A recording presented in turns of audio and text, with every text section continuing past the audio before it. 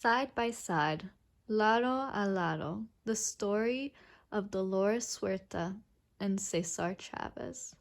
La Historia de Dolores Huerta y Cesar Chavez. Written by Monica Brown, with illustrations by Joe Cepeda. In New Mexico, there lived a little girl named Dolores who talked so fast that her grandfather once said, "Dolores, you must have 7 tongues."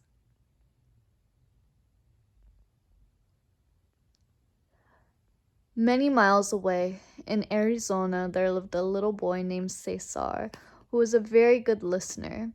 Cesar listened to his mother cry when his family lost its home and they had to become migrant farm workers.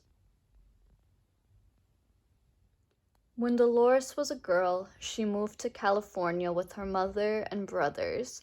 She joined the Girl Scouts and worked to raise money for soldiers fighting in World War II. Cesar's family moved to California to follow the crops and work in the fields. Although he had to drop out of school to work, Cesar always had a book under his arm. From her mother, Dolores learned to think of others. When poor farmworker families had no place to sleep, Dolores' mother would let them stay in her hotel for free.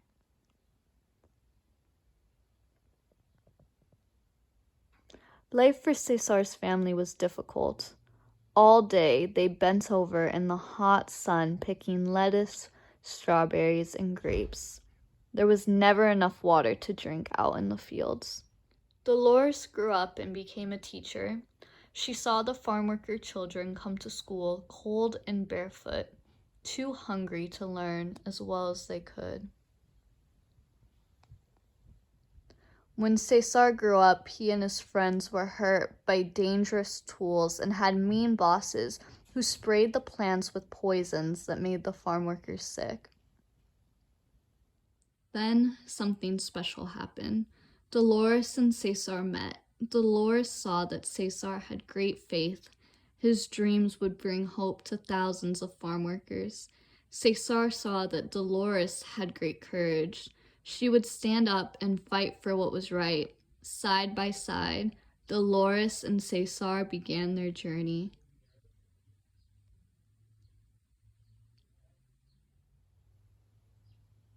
Dolores and Cesar drove from town to town, standing on the back of flatbed trucks, inviting farm workers to join La Casa, the cause for justice. Together, they demanded better living and working conditions for the farm workers. Cesar and Dolores asked people to stop buying grapes from California because the poisons the growers used there were making the workers sick. People listened, and the grapes rotted on the vines. The farm workers won. They got a safer place to work, and the grapes became safer for people to eat.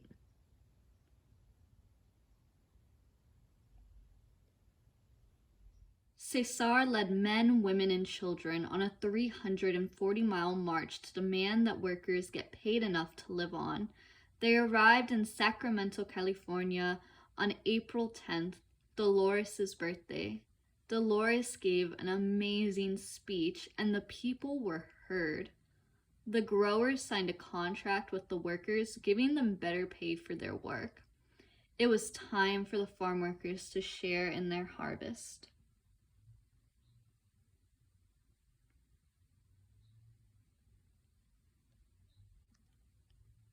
Though they each had a large family, little food, and no money, when Dolores and Cesar sat down at Cesar's kitchen table, they always looked for ways to make the world a better place.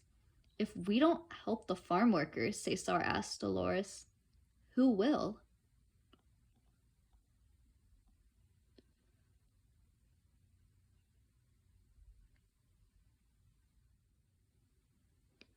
When the growers and the politicians wouldn't listen, Cesar stopped eating for 36 days so that others would understand how important it was to protect the workers.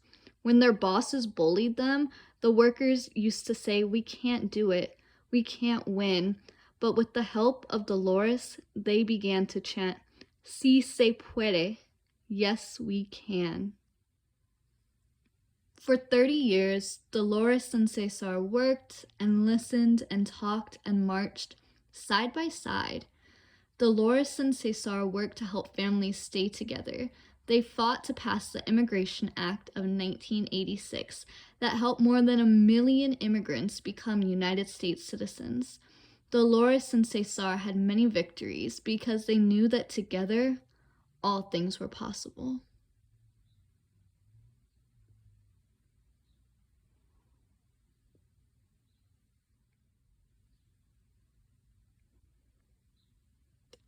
In 1993, Cesar passed away, and Dolores and the farm workers marched to honor him. Dolores still works and marches for justice for the poor, and she is not alone. The spirit of Cesar Chavez is with her, by her side.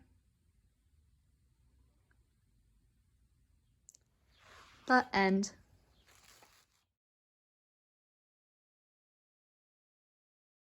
All right, everyone, we're going to take everything that we just learned and put it into practice through a mindful eating exercise. So if you have any fruits and vegetables at home that you could go quickly grab, I encourage you to pause this video and do so right now.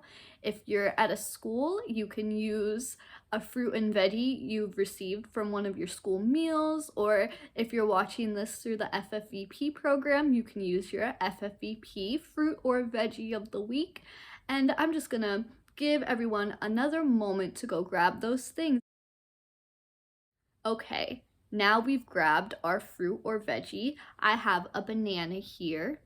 And what I want you to do, if you feel comfortable, is close your eyes and just keep that fruit or vegetable placed in your hand like I have it here.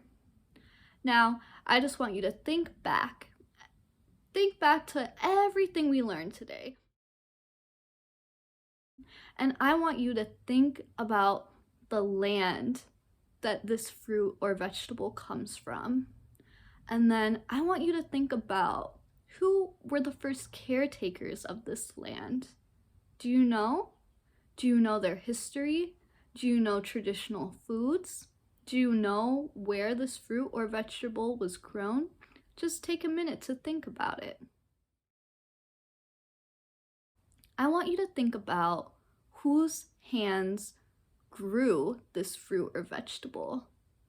Think about all the work that goes into planting the food that we eat. And now, think about who harvested this fruit or vegetable. Was it a farm worker? Was it someone in a garden? Was it someone in your family? Just take a second to think about it. And now, I want you all to think about how this fruit or vegetable got to you. Was it shipped? Do you think it flew in from a different part of the world? Is it from a garden?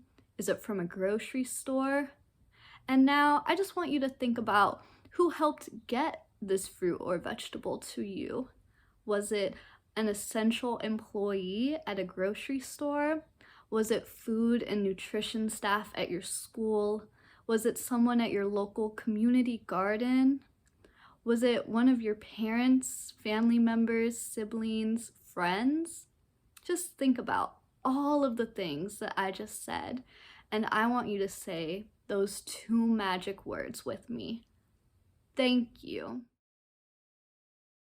Before we eat our food, it's really helpful to think about how this food even got to us, because we're so separated from the land and the labor that really keeps us fed.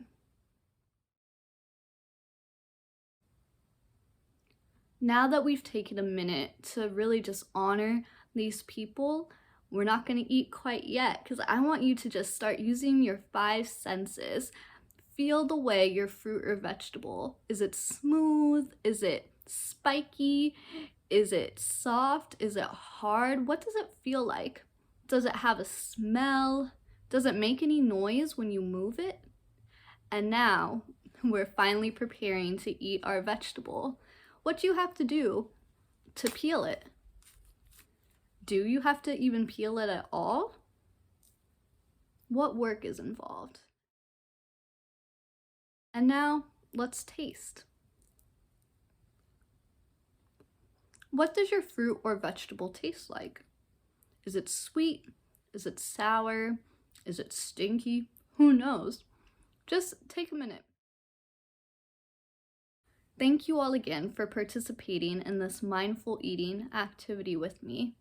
And just one more question, food for thought, if you will, pun intended, is did tasting your produce feel any different after I asked all those questions and had you think about where your fruit or vegetable came from? Now, you don't have to answer me now, just again, some food for thought. Thank you all for participating in this activity with me, and I hope that you're enjoying your fruit or veggie.